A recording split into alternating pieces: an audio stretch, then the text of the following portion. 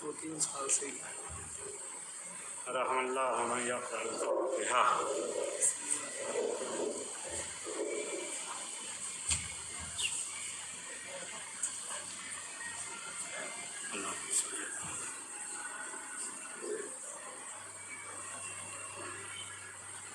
لا حول ولا قوة إلا بالله العلي العظيم۔ أعوذ بالله من الشيطان اللعين الرجيم، بسم الله الرحمن الرحيم۔ الحمد لله الذي هدانا لنهتدي لولا أن هدانا الله، لقد جاءت رسلنا بالحق، الصلاة والسلام على أشرف الأنبياء والمرسلين وعلى أهل بيته الطيبين الطاهرين المعصومين المظلومين المنتجبين، ولعنة الله على أعدائهم أجمعين۔ أما بعد، فقد قال الله تبارك وتعالى في كتابه الحكيم وهو أصدق الصادقين وقوله الحق، بسم الله الرحمن الرحيم۔ إنما يريد الله ليذهب عنكم الرجس أهل البيت ويطهركم تطهيرا۔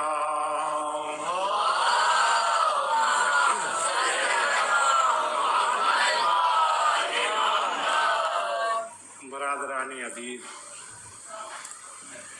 طالب علموں کے درمیان پڑھنا بہت مشکل ہوتا ہے۔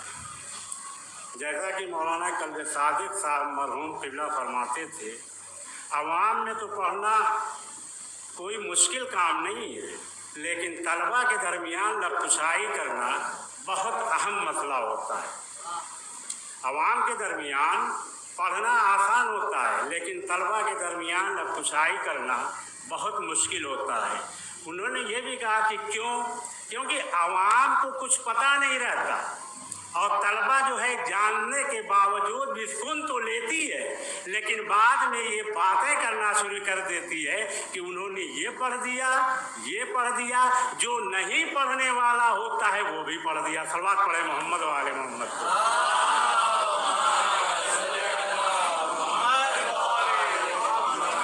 تو جس آیت کریمہ کی میں نے تلاوت آپ حضرات کے سامنے پیش کی ہے، اس کا مختصر ترجمہ یہ ہے کہ خداوند عالم ارشاد فرما رہا ہے، اے میرے اہل بیت، میں آپ لوگوں کو رجس سے دور رکھنے کا ارادہ رکھتا ہوں، جو دور رکھنے کا حق ہے۔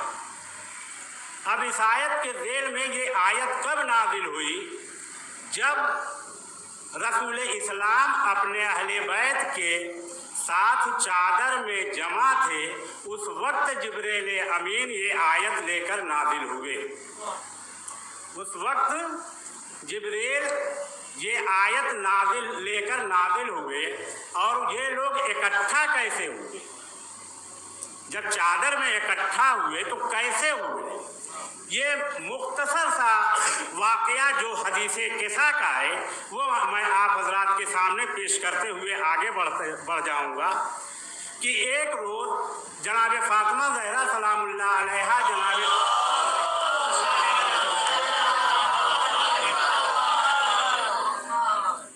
جناب رسول اسلام صلی اللہ علیہ وآلہ وسلم جناب فاطمہ زہرا سلام اللہ علیہا کے دولت قدے پہ حاضر ہوتے ہیں۔ اتنا کہتے ہوئے چلوں کہ جب کوئی بیمار ہوتا ہے تو وہ ڈاکٹر کے وہاں جاتا ہے، جب کوئی بیمار ہوتا ہے تو وہ ڈاکٹر کے وہاں جاتا ہے۔ تو جناب رسول خدا کو جب جسم میں ذوف محسوس ہو رہا تھا تو وہ جناب فاطمہ زہرا کے گھر کیوں گئے؟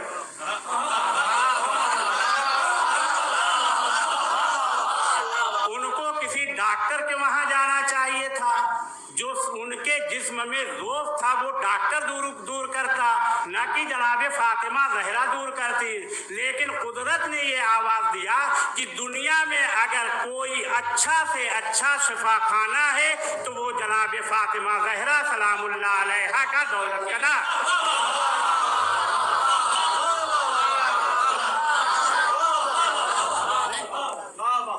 शिफा खाना जनाब सैयदा का दौलत कदा बन गया है, इसलिए कि जिस शिफा खाने में रहमतुल लिल आलमीन अपने इलाज के लिए आ जाए, रहमतुल लिल आलमीन जो कि खुद जो है दुनिया का रहमत बनकर आया है, दुनिया के लिए रहमत बन करके आया है, लेकिन जब वो अपने जिस्म में ज़ौक़ महसूस करता है तो वो जनाब फातिमा ज़हरा सलामुल्लाह अलैहा के दर पे जाता है कि नहीं? हदीस कैसा आज ही आप लोगों ने पढ़ी होगी। तो जनाब जावेद इब्न अब्दुल्लाह अंसारी बयान करते हैं कि एक रोज़ जनाब फातिमा ज़हरा सलामुल्लाह अलैहा ने बयान किया कि एक दिन रसूल इस्लाम हमारे घर तशरीफ़ लाए और आते ही उन्होंने कहा, फातिमा मैं अपने जिस्म में ज़ौक़ महसूस कर रहा हूँ, मैं अपने जिस्म में ज़ौक़ महसूस कर रहा हूँ, ज़रा चादर यमनी ला करके मुझे उड़ा दो। अब आप यहाँ सवाल ये पैदा होता है कि वो चादर यमनी रसूल खुदा की थी या जनाब फातिमा की?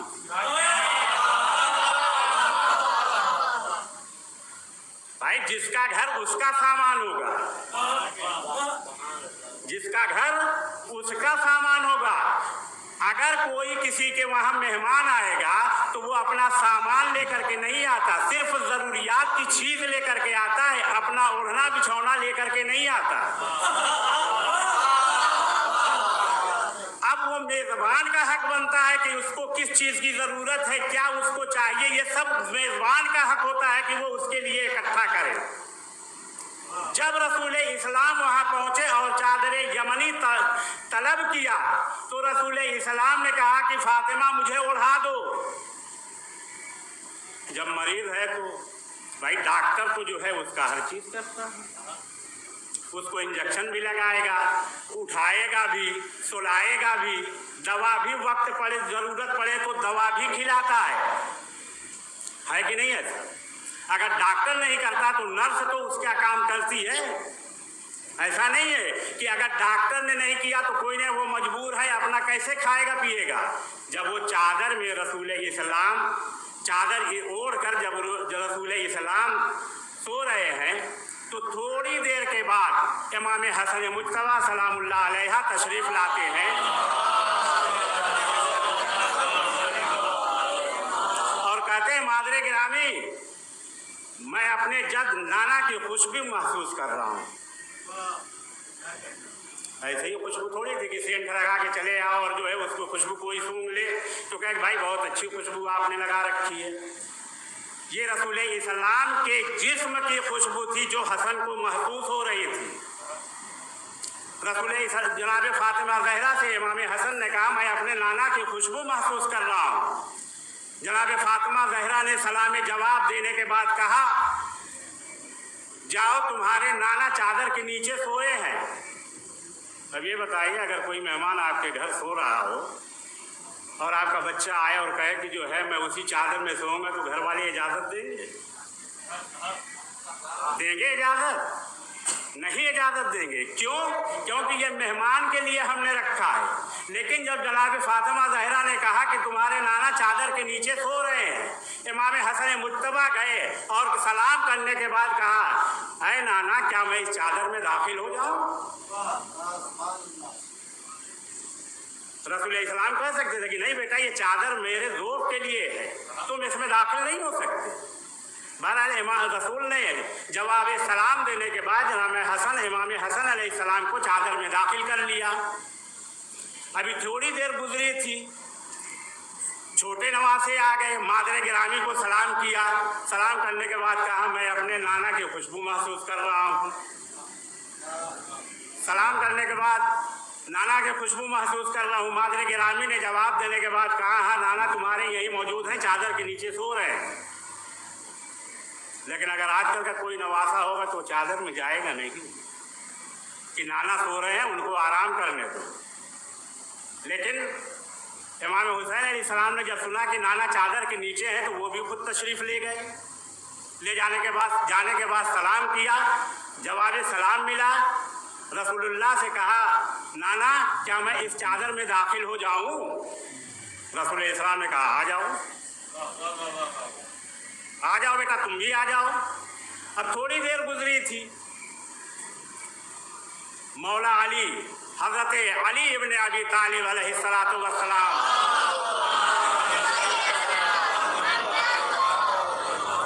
घर के अंदर तशरीफ लाते हैं, फातिमा से सलाम करते हैं, जवाब सलाम मिलता है। जनाब फातिमा ज़हरा से पूछते हैं, क्या मेरे चचादाद भाई यहाँ तशरीफ फरमा है? मैं उनकी खुशबू महसूस कर रहा हूँ, मैं उनकी खुशबू महसूस कर रहा हूँ। जनाब फातिमा ज़हरा ने जवाब सलाम दिया और कहा, या अमीरुल मोमिनीन, आपके भाई चादर ततहीर के नीचे तशरीफ़ फरमा है। इमाम अली अलैहिस्सलाम भी चादर के पास गए। जाने के बाद उन्होंने सलाम किया, जिस तरीके से नवासों ने सलाम किया, जवाब मिला, इजाज़त मांगी, उसी तरीके से अली इब्न अबी तालिब ने भी चादर में अगर चाहते तो वो खुद भी चले जाते, लेकिन दुनिया को बताना था कि देखो रसालत के नज़दीक अगर जाना है या उसकी चादर में जाना है तो चाहे खुदा का वली ही क्यों न हो, बगैर इजाज़त के रसूल के साथ शामिल नहीं हो सकता।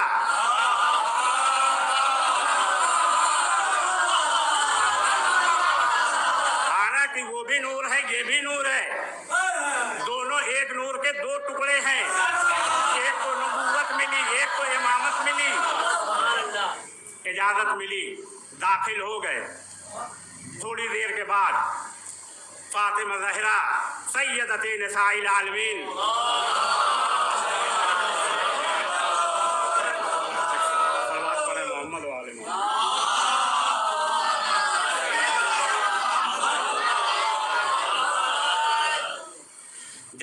जनाब फातिमा ज़हरा ही की चादर थी, लेकिन इजाज़त लेना ज़रूरी था।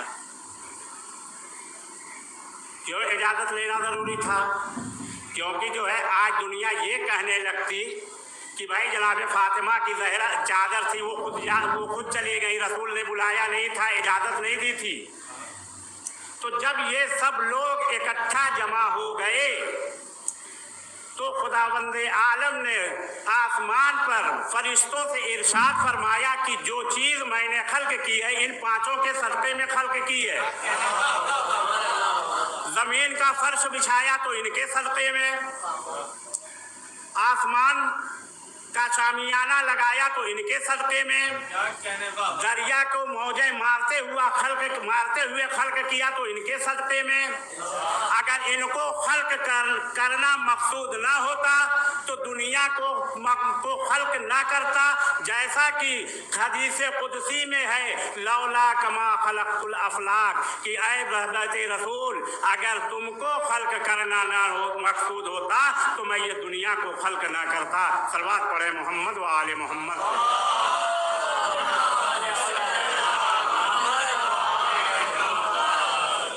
जब ये सब चीज़ें हो गई तो जिब्रील अमीन ने खुदावंद आलम से पूछा कि ये कौन लोग हैं चादर के अंदर। तो खुदावंद आलम को चाहिए था कि वो रसूल से इब्तिदा कर देते, अली से इब्तिदा करते, हसन से इब्तिदा कर देते, हुसैन से इब्तिदा कर देते। इन्होंने फातिमा ज़हरा सलामुल्लाह अलैहा को इन लोगों को पहचानने का ज़रिया क्यों बनाया? ये दुनिया को बताने के लिए खुदावंद आलम ने कहा कि ये फातिमा है, ये उनके बाप हैं, ये उनके शौहर हैं और ये उनके दोनों फर्जंद हैं।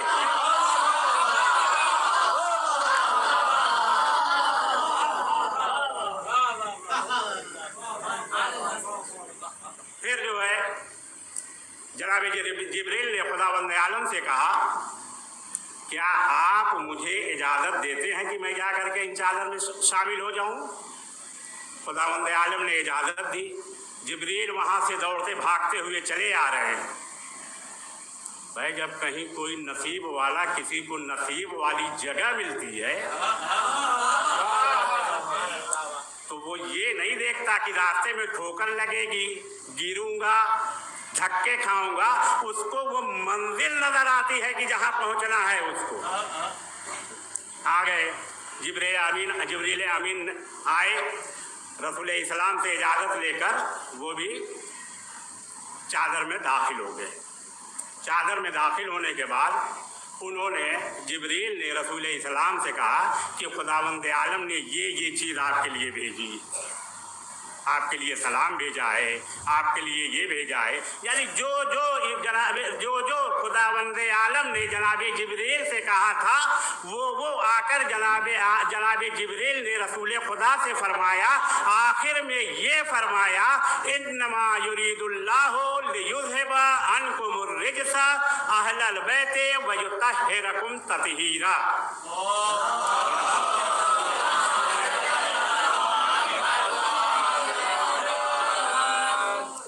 अहले बैत की मिसाल कायनात में कोई नहीं मिल सकती।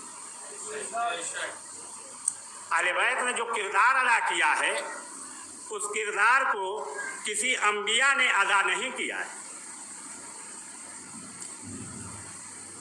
चलते चलते एक वाकया बयान करता चलूं कि जनाबे मूसा अलैहिस्सलाम का ज़माना है और जनाब मूसा अलैहिस्सलाम के ज़माने में कौन सा जालिम बादशाह था? कौन था?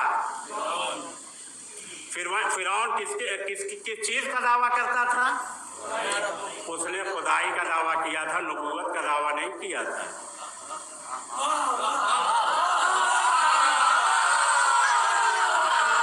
उसने खुदाई का दावा किया था, नबूवत का दावा नहीं किया था। अगर खुदावंद आलम चाहता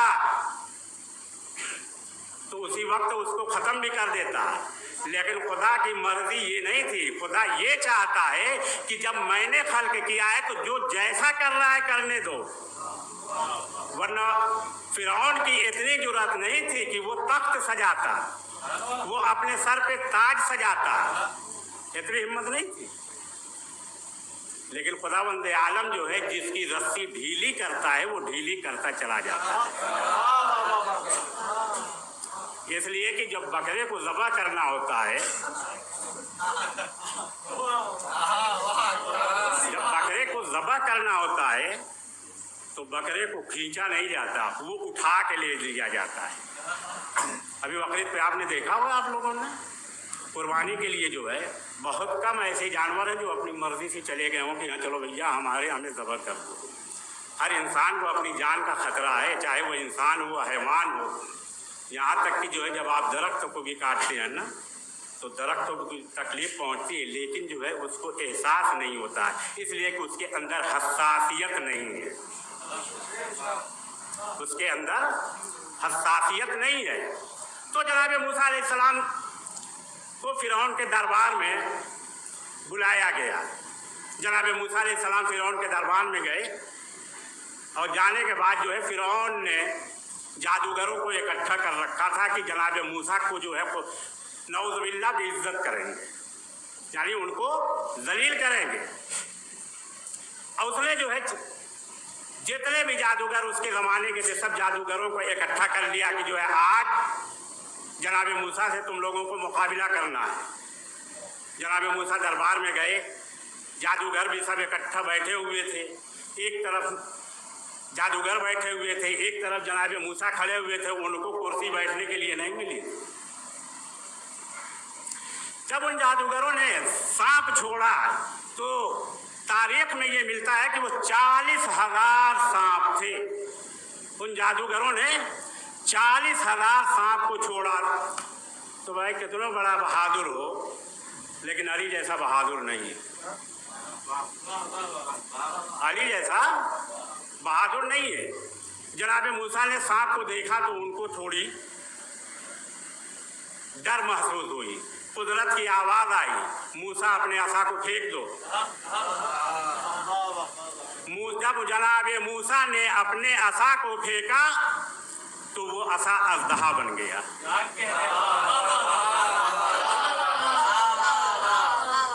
अब मूसा का अजदहा तो बन गया, लेकिन वहाँ पे खौफ मूसा भी खा रहे थे कि एक तरफ सांप और मेरे पास अजदहा है, अब क्या करें, मजबूरी हो गई। जब उस अजदहे ने 40,000 सांपों को निगल लिया, तब जो है जनाब मूसा ने देखा, फिर भी अभी वो डर रहे थे, तो कुदरत की आवाज आई, मूसा हाथ लगाओ वो असा बन जाएगा। जनाब मूसा ने हाथ लगाया, वो असा बन गया। अब फिरौन का ज़माना है, ये चल रहा है। जनाब मूसा के कौम वाले आए जनाब मूसा के पास और कहने लगे कि ऐ मूसा, हमको फिरौन के जुल्म से निजात दिलाइए। तो जनाब मूसा ने कई बार इकरार लिया, उन लोगों की एक ही बार, इसलिए कि उस वक्त की कौम ऐसी थी कि कहने के बाद फिर मुकर जाती थी कि हमने नहीं कहा। जनाब मूसा ने कहा, क्या कहा? कहा कि हमको फिरौन से निजात दिला दीजिए। जनाब मूसा ने फिर कहा कि क्या कहा? कहा कि जो है हमें फिरौन से निजात दिला दीजिए। जनाब मूसा ने कहा ठीक है, जैसा कहूँगा वैसा करोगे? कहा कि ठीक है, तब मेरे साथ चले चलो। अब जनाब मूसा कौम को लेकर के जा रहे हैं, जाते जाते पीछे देख रहे हैं, आगे मूसा और मूसा की कौम, अब पीछे जो है फिरौन और उसका लश्कर, पीछे दुश्मन। और जब पहुंचे हैं तो सामने दरिया नजर आया। अब वही हुआ, पीछे खाई आगे कुआं।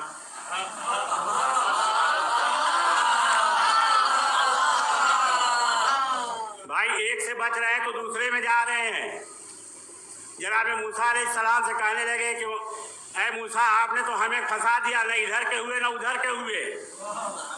जनाब मूसा ने कहा, घबराओ नहीं, तुम लोगों को निजात मैं दिलाऊंगा। जनाब मूसा ने अपने असा को दरिया पे मारा, दरिया में रास्ता बन गया। अब ये 12 कबीले वाले लोग थे, इन लोगों को अलग अलग रास्ता चाहिए। मिसाल के तौर पे मोहम्मद हसन साहब हैं और रज़ा साहब हैं। अब इन दोनों से अगर कहा जाए कि भाई एक साथ निकल जाइए, खुदा न खास्ता इन दोनों में दुश्मनी हो, खुदा न खास्ता इन दोनों में दुश्मनी हो, तो कोई आगे जाने को तैयार नहीं होगा। क्यों? कि भाई हो सकता है जो आगे जाए वो बच जाए, जो पीछे रह जाए वो फंस जाए। अब जनाब मूसा अलैहिस्सलाम से कहने लगे कि नहीं, हम लोगों को 12 कबीले हैं, 12 रास्ते चाहिए। एजाज़े नबूवत देखिए, 12 रास्ते भी बन गए, फिर भी नहीं जा रहे हैं। कह रहे हैं कि उसमें खिड़की बनाइए। भैया कौन सी बात हुई? आपने रास्ता कहा बना दिया, अब आप कह रहे हैं कि उसमें खिड़की बनाइए। भैया खिड़की का क्या काम है? भाई आप एक रास्ते से चले जाइए, एक रास्ते से वो चले जाएं, वो एक रास्ते से वो चले जाएं, यहाँ तक कि 12 रास्ते हमने बना दिए, आप लोग एक एक रास्ता पकड़िए और निकल जाइए। कहा नहीं, हम देखते रहेंगे एक दूसरे को कि कोई जा रहा है या रुका है। यानी जो है इनको जो है मूसा की बातों पे भी भरोसा नहीं था, लेकिन उनसे निजात का रास्ता मांग रहे थे।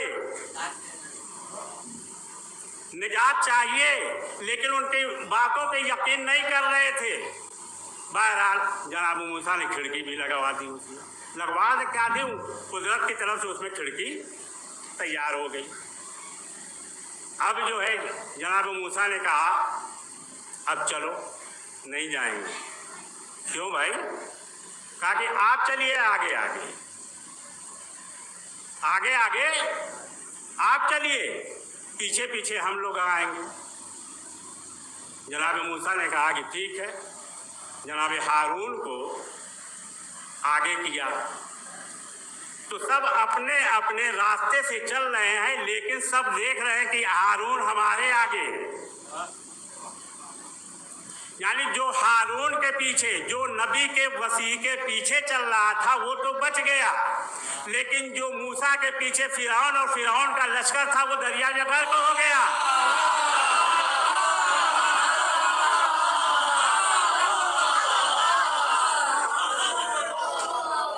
यानी इमामत बचा ले गई, नबूवत के पीछे जो जज चल रहे थे वो गर्क हो गए। तो अब ये ना कहना कि अली का साथ दोगे तो हलाक हो जाओगे, बल्कि ये कहा था तुम्हारे ही खलीफा ने कि लौला अली लहलक उमर। भाई कहा था ना कि अगर अली ना होते तो मैं उमर हलाक हो जाता। यानी रिसालत के पीछे जाने वाला तो गर्क हो गया। भाई मैं ये नहीं कह रहा हूं कि वो उनके साथ चल रहा था, लेकिन नबूवत पीछे थी, इमामत आगे थी। इसलिए कि खुद जो है जनाब मूसा ने फरमाया था कि मेरा जानशीन हारून को करार दे। तो भाई जब जानशीन करार दे दिया तो वो जनाब मूसा के वसी हुए। तो जनाब मूसा पीछे और वसी आगे। एक सलवात पढ़े मोहम्मद वाले मोहम्मद।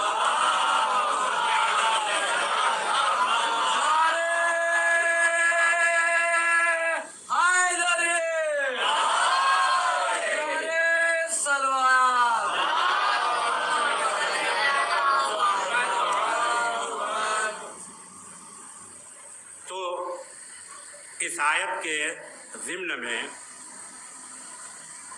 थोड़ी बहुत गुफ्तगू हो गई। अब इस आयत का मकसद जो लेकर के चले थे वो अहले बैत के घर वाले लेके चले थे और उन्हीं के ऊपर नाज़िल। इमाम हुसैन अलैहिस्सलाम के बचपने का ज़माना है, अभी छोटे थे, बाहर बच्चों के साथ खेल रहे थे और उनके साथ कुछ बच्चे जो मक्के मदीने के खेल रहे थे, उसी में जनाब हबीब इब्न मज़ाहिर भी थे। लेकिन जनाब हबीब इब्न मज़ाहिर इमाम हुसैन के ना बगल में थे, ना आगे थे, बल्कि पीछे थे। इमाम हुसैन अलैहिस्सलाम जैसे जैसे चलते जाते थे, जनाब हबीब इब्न मज़ाहिर उनके कदम की धूल उठाकर अपने चेहरे और आंखों पे लगाया करते। ये मंजर रसूल इस्लाम देख रहे थे और देखते देखते अपने सहाबा के साथ रास्ता गुजर रहे थे। तो रास्ता चलते चलते जनाब रसूल खुदा ने हबीब को अपने हाथों में उठा लिया। तो सहाबा ने पूछा, या रसूल अल्लाह, मदीने में तो बहुत से बच्चे हैं, इसमें तो आपका नवासा भी है, आपने उसको गोद में क्यों नहीं उठाया? जनाब रसूल खुदा सल्लल्लाहु अलैहि वसल्लम ने फरमाया,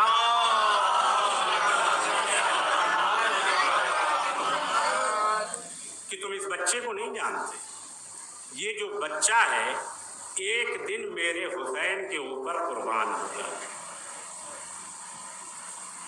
यानी रसूल इस्लाम ने पहले ही पेशनगोई कर दी थी कि ये बच्चा यानी हबीब इब्न मज़ाहिर हुसैन पे कुर्बानी देने के लिए तैयार है। बहरहाल आप लोगों को ज़्यादा टाइम न लेते हुए चंद जुमले, उसके बाद मसाइब और आपकी मजलिस तमाम। एक सलवात पढ़े मोहम्मद वाले मोहम्मद।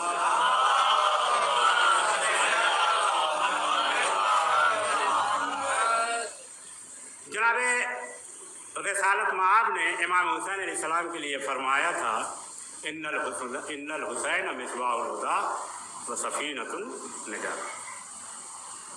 कि रसूल इस्लाम ने कहा था कि हुसैन हिदायत के चिराग और निजात की कश्ती। और दूसरी जगह पे क्या फरमाया, हुसैन मिन्नी व अना मिनल हुसैन। तो क्या इमाम हुसैन अलैहिस्सलाम अलैकुम अस्सलाम व रहमतुल्लाह, सलवात पढ़े मोहम्मद वाले मोहम्मद पे।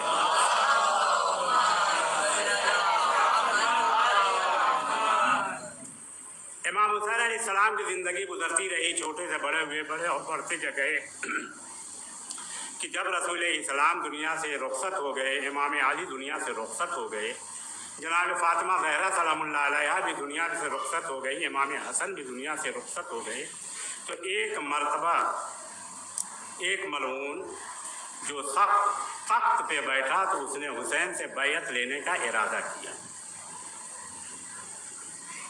امام حسین علیہ السلام نے بیعت دینے سے انکار کر دیا۔ جب بیعت دینے سے انکار کیا تو اس نے مدینے میں رہنے نہ دیا۔ امام حسین علیہ السلام 28 رجب کو مدینہ چھوڑتے ہیں اور 2 محرم کو والد کربلا ہوتے ہیں۔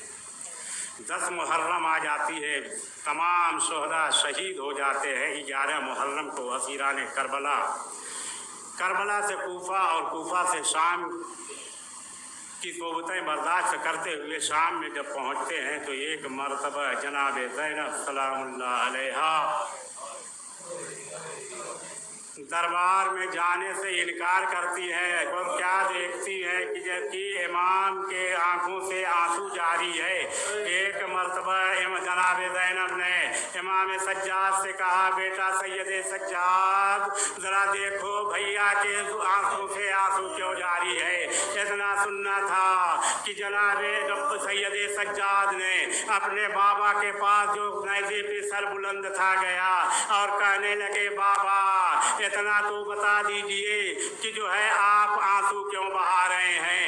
اتنا سننا تھا کہ جناب امام حسین علیہ السلام نے کہا، سید سجاد زینب سے کہہ دو دربار میں چلی جائے۔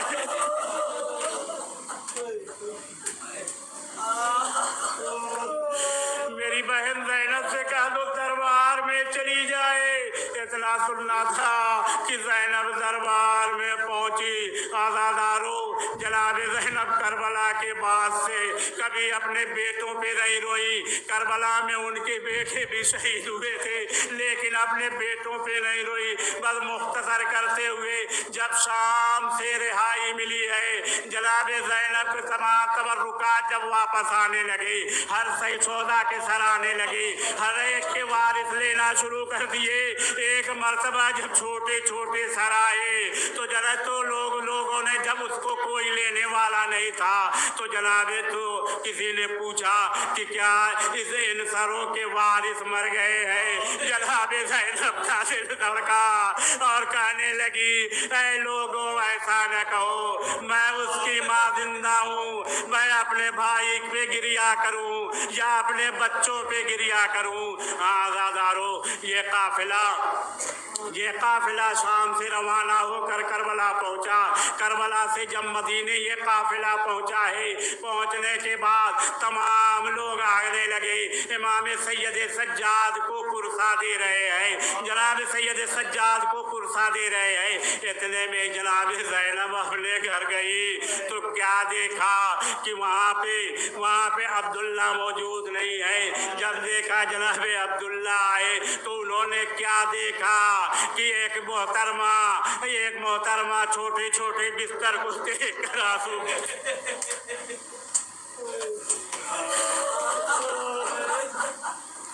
جناب عبداللہ نے کہا، اے ضعیفہ تم یہاں کیا کر رہی ہو؟ یہ میرا گھر ہے۔ ایک مرتبہ جناب زینب نے چہرے سے نقاب ہٹایا اور کہا، اے عبداللہ تم نے پہچانا نہیں، میں زینب آنو محمد کی مادر گرامی ہوں۔ وَسَيَعْلَمُ الَّذِينَ ظَلَمُوا أَيَّ يَنقَلِبُونَ اِنَّا لِلَّهِ وَإِنَّا إِلَيْهِ راجعون۔ پالنے والے تو یہ واسطہ ہے محمد و آل محمد کا، ہماری اس چھوٹی سی مجلس کو اپنی بارگاہ قبولیت میں فراموش نہ کرنا۔ پالنے والے تجھے واسطہ ہے محمد و آل محمد کا، باریان مجلس کو حفظ امان اور ان کے شرعی حاجات کو پورا فرما، اس مدرسے کی دین ترقی عطا فرما۔ جو بچے یہاں پہ اپنا گھر چھوڑ کر کے آئیں، اپنے والدین کو چھوڑ کر کے آئیں، ان کو صحیح راستے پہ چلنے کی توفیق عطا فرما۔ بانی مدرسہ جناب مولانا مرزا محمد عالم طابت سراہ کی مغفرت فرما۔ جو حاضرین مجلس کی شرعی حاجت کو پوری فرما، امام زمانہ کے ظہور میں تعجیل فرما اور ہمیں ان کے انصار میں شمار فرما۔ وتقبل منا انک انت السمیع العلیم۔ ماتم حسین۔